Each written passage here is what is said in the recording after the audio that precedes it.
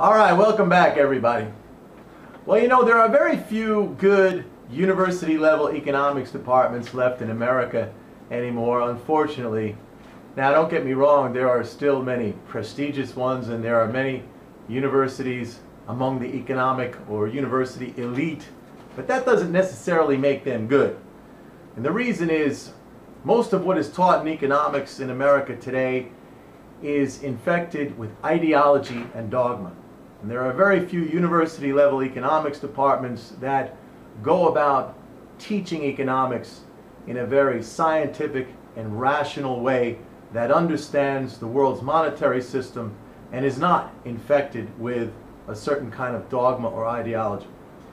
Now, one of the ones that I think is the best is University of Missouri at Kansas City. An unlikely name perhaps, but nonetheless, that is, as far as I'm concerned, among the top university economics departments in the nation, because the teaching of economics there is not diluted with dogma and ideology. Economics is taught in a scientific fashion, and the teaching of economics there fully grasps or incorporates a full understanding of the world's monetary system and how it functions.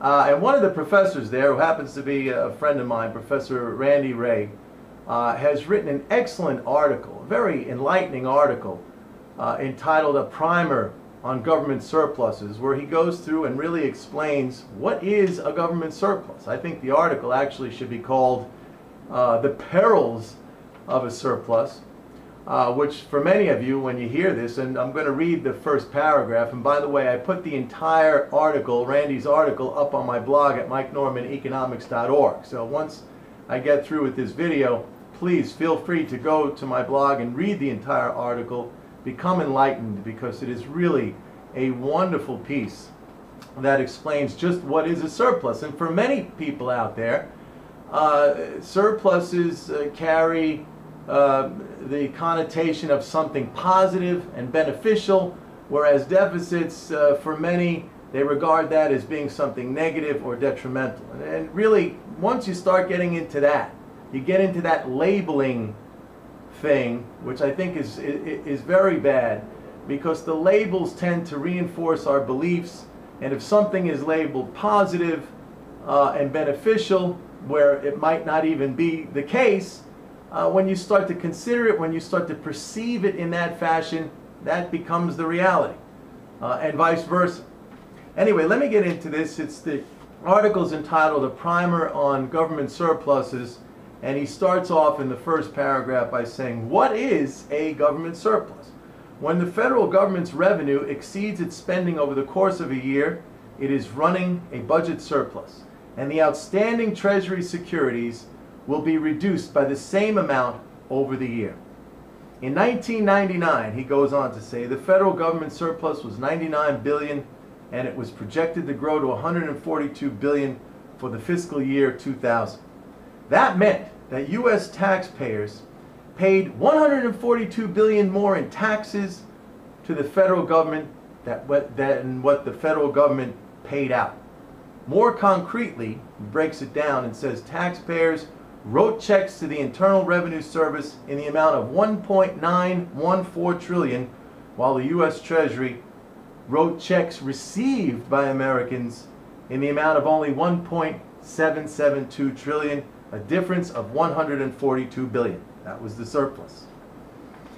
Now, this is important what he says here. He says the only way that taxpayers can write checks to the IRS that exceed the amount of the checks that they received from the Treasury is to surrender $142 billion of Treasury securities to the government.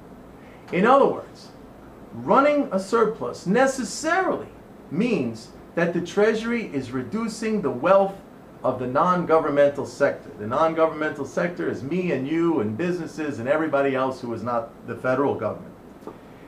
This is why, he says, the federal budget surpluses reduce outstanding Treasury debt and reduce the non-governmental sector's wealth. Now, for most of you hearing that, or maybe not for most of you, hopefully you've been listening to these videos and learning something, but for many of you, this notion just seems crazy, because in your head you're thinking about surpluses, again, being virtuous and positive, and deficits being something that bad and negative. Rather than apply those labels, as I said before, because once you get into the labeling game, you run the risk of really sort of either reinforcing irrational beliefs or changing your belief system entirely, perhaps in a way that you see things irrationally and you don't know it.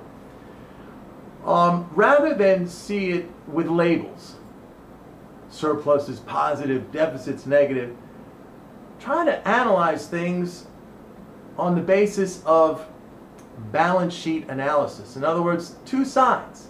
Everything has to balance out. On the one side, there's the government. On the other side, there's the non-government, the private sector, whatever you want to call it, me and you, businesses, everybody else. Now, very simply, and I think everyone could kind of understand this, by definition, if the government is going to run a surplus, it has to take in more than it spends. So it is taking in, as Randy Wray pointed out in that wonderful piece, more of the private sector's wealth than what it recycles back into the economy. And vice versa. When the government runs a deficit, it must, again, by definition, put out or spend more than it takes back in. So when we say, well, you know, the government's got to go back into a surplus, this is no good, it's running a deficit. And it's interesting because if you look at the polls, most Americans will say they're very, very worried about the deficit. But if they knew, if they understood that in order for the government to run a surplus, it must, again, by definition, reduce the wealth of us, is that really what we want? And if so, why is that beneficial? The government does not need to warehouse or stockpile this money. It is money, it is its own money that it spends. And the funny thing is, if you go to pay your taxes with cash, let's say you show up at the IRS with a pile of $100 bills, that money's taken in and it is just merely shredded. So the notion of surpluses as being virtuous and positive is really something that is very, very misunderstood.